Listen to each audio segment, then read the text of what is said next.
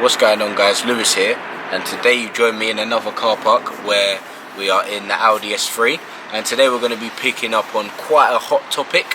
I've seen it mentioned in the comment section below.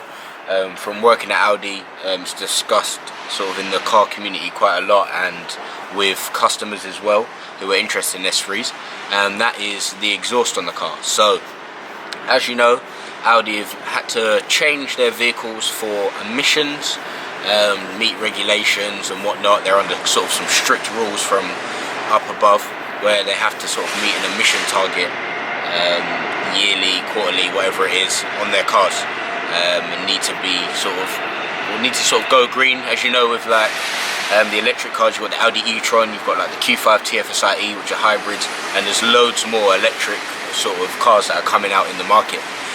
But yeah, it's not only the electric cars that have been the change for Audi. It's so like exhausts on sort of their cars, like the R8 you'll see, the new one, it doesn't sort of pop and bang anymore. It's still loud, it still screams, and it's still an R8, but it doesn't sound as good as, let's say, a 2018 68 plate or a pre-facelift one. And yeah, it's the same here with the Audi S3. What they've done, first big change, or let's say minor change, they've changed it from 310 PS down to 300 PS. And it's kept the torque exactly the same, so you put both side by side, do a drag race, whatnot, they're still the exact same car at the end of the day. You won't notice a difference between any of them. It's just on the 2018 sort of 68 plate ones as well, they've got an exhaust which is different, and if you're, for instance, revving the car's running, you'll notice the exhaust tips go black. On the new one, you'll find they just stay sort of chrome. Another big difference is the PPF filter. So it's a petrol particulate filter. Some people call it a gasoline particulate filter, more in America. It works similar to a DPF, so a diesel particulate filter, in diesel cars, where it sort of gets all the harsh particles that diesels give off, and also kind of bring that harsh sound down. But in the petrol cars now, the PPF, such as the S3, in my opinion, it is completely ruined the exhaust on this car. I don't know if you've seen from my videos, but the car just kind of sounds like a 1.5 litre petrol. I've been told that when you sort of get around sort of 6,000, 7,000 miles plus, that the filter does start to break down, going through lots of different cycles. So short journeys, long journeys, you do start to break the filter down, and you do get sort of the DSG farts, which they call it. So when you change gear first to second, you get the little farting noise, you get the burbles and the bangs. So yeah, it does come back, I've heard, but obviously I've only done sort of around 950 miles in this, so and I think for the time I have it, I'm not going to reach that level to actually be able to try it out. But yeah, I'll show you what I mean in a second. But yeah, it's just completely kind of changed the experience of this car. My first car was an A3. Not first car, second car, sorry, when I was 18. And I actually bought that car because I like the S3. But obviously insurance, money, that wasn't possible. But obviously now we're in the S3. It's kind of taken away from the experience a little bit, but the car still absolutely flies. I mean, it's more understated, which is a positive. It's not as rowdy. You can kind of get to your destination and start up in the morning without causing any trouble. But yeah, you do notice it. I mean, in comfort mode and efficiency mode, an announcement, be right back. Sorry about that, was rudely interrupted by a little announcement saying that the store's closed and we need to get out of the car park. But yeah, where was I? So yeah, in efficiency mode, comfort mode, the valves are shut, and you'll notice that the car is sort of very quiet. You wouldn't even know you was an S3 unless you sort of kind of looked at the virtual cockpit in front and see the S logo. You wouldn't even know, which is a good thing. I mean, comfortable, quiet, and that's what you want. It's not every day pops and bangs in your ear and causing chaos on the road. But yeah, you switch it into dynamic or individual mode depending on how you've got it set up, and the car completely changes. It's louder in the cabin. You do kind of get burbles, but they're kind of deeper ones, which I'll try to catch on video. And also you would get sort of a louder rumble, but it's not too dramatic. But yeah, as I said, once the car's running a bit more, it will work a lot better, and I'm hoping to see that soon. I mean, startup's a lot quieter as well. I mean, if you just go on YouTube, for instance, check out videos of the AUDI S3. I think I've got a video quite a long time ago now, well, over a year ago, of a red saloon. You'll hear that revving as well. It's completely different. So check that out after seeing this, so you can compare it, and I'll leave a link below, and it's also popping up here. But yeah, listen. Let's get into the sound, and you guys can judge for yourself.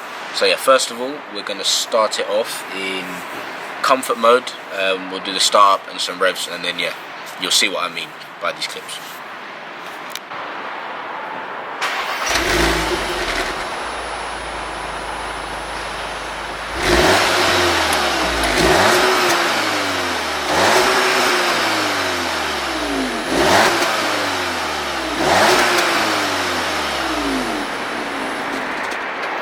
So yeah guys, that was with the exhaust in comfort mode. I mean, not the best, but then, as I said, that's the mode you'll start in when you don't want it to be loud, you don't want to be waking up your neighbours in the morning. But yeah, let's switch it to dynamic mode, and then yeah, let's see the difference in the startup and also the standstill revs.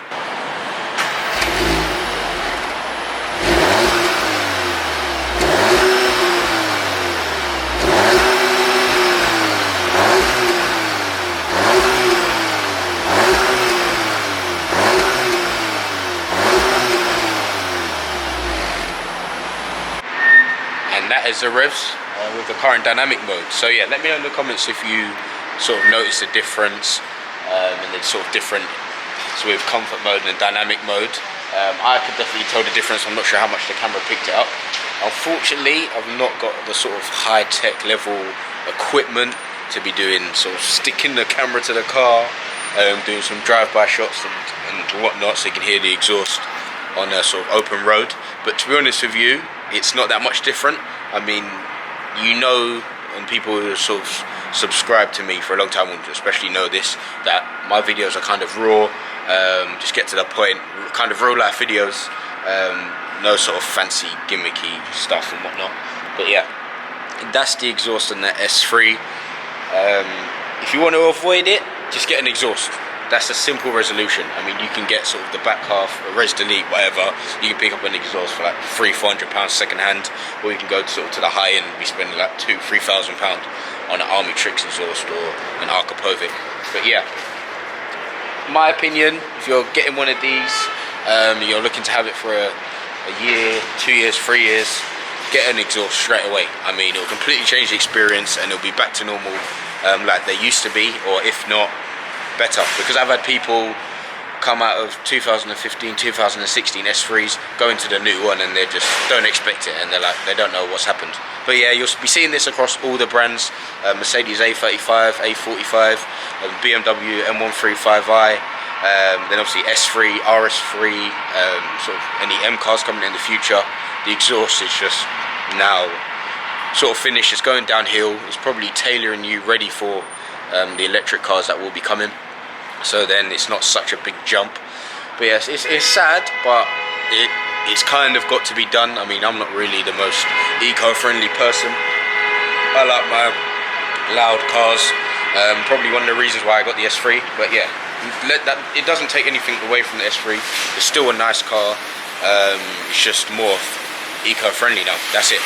So yeah, don't forget to get in the comment sections below.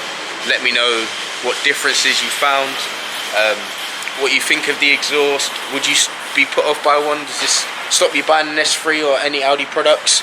Because as I said, it is changing everywhere. Well yeah, do you not mind the exhaust? Yeah, so I'm sorry if the video didn't pick it up as good as I would like it to, but it should do. And yeah, I hope that's given you a big insight and answered a lot of people's questions. And I would like to say a massive thank you for the rate of growth of this channel.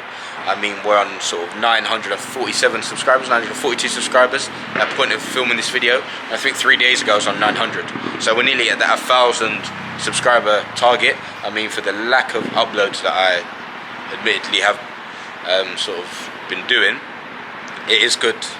And I'm really happy. Thank you for your support.